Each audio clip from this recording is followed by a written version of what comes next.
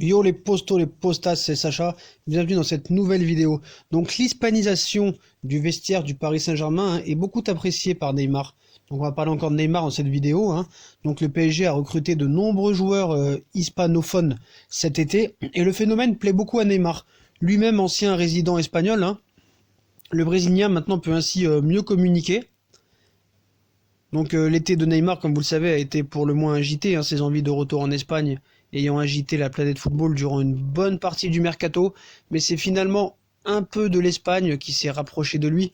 Parmi toutes les recrues de l'été, 5 joueurs sont des hispanophones de naissance, les gardiens Keylor Navas et Sergio Rico, les milieux Ander Herrera et Pablo Sarabia, et enfin l'attaquant Mauro Icardi, des recrues majeures. Seul Idrissa Gueye, qui parle avant tout français, ne maîtrise pas l'espagnol. Si le Sénégalais est très apprécié par Neymar sur le terrain, la star brésilienne apprécie aussi énormément de pouvoir parler avec de nouveaux partenaires, comme l'expliquent certains sources. Avec les recrues de l'été, ils sont désormais pas moins de 9 joueurs à avoir l'espagnol comme langue natale dans le vestiaire du Paris Saint-Germain, puisque Di Maria, Paredes, Cavani, Juan Bernat étaient déjà dans ce cas.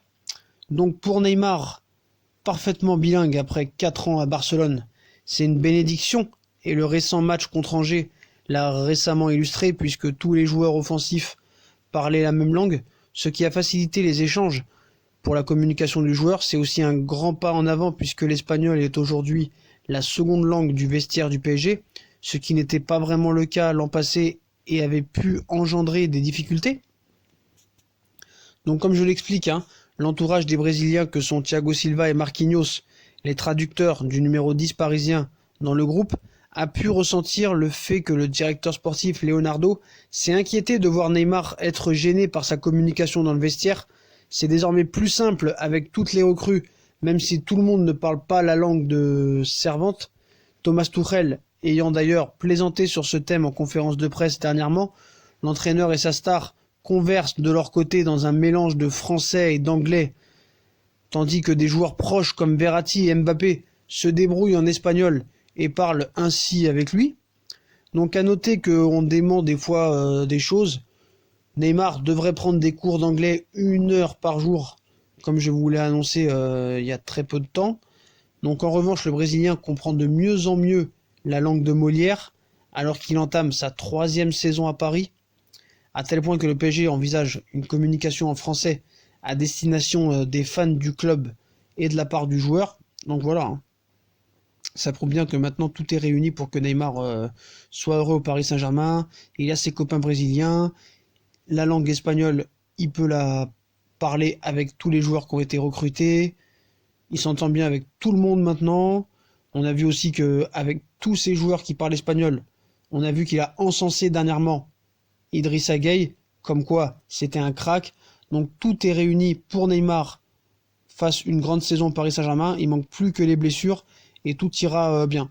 Donc voilà. Et pour lui, c'est très important de ce qui se passe au Paris Saint-Germain en ce moment, avec tous ces joueurs espagnols, puis que le public commence petit par petit peu à lui pardonner. Donc voilà, l'international brésilien est satisfait de pouvoir s'exprimer plus facilement avec ses partenaires, et il est également de mieux en mieux en français. Donc je pense que tout est réuni pour que lui et Paris fassent une énorme saison, et il n'y aura plus vraiment d'excuses pour lui. Maintenant, tout est réuni. Voilà, tout est réuni, et maintenant on compte sur lui. Et je pense que, surtout, de mieux s'exprimer sur le terrain, en langue, ça peut vraiment lui servir. Et ça, c'est pas à négliger. Vraiment, vraiment, vraiment. Puis on voulait rajouter quelque chose aussi sur ça. S'il apprenait plus vite le français, ce serait mieux, parce que c'est complètement ridicule, et je ne dis pas ça pour le critiquer, mais inutilement. Il doit apprendre le français pour mieux communiquer. Aussi, Herrera est le parfait exemple. On se rappelle de Leonardo, il a dit celui qui comprend pas le français, il peut partir. Donc voilà, il s'est mis sérieusement au français, donc c'est très bien de sa part.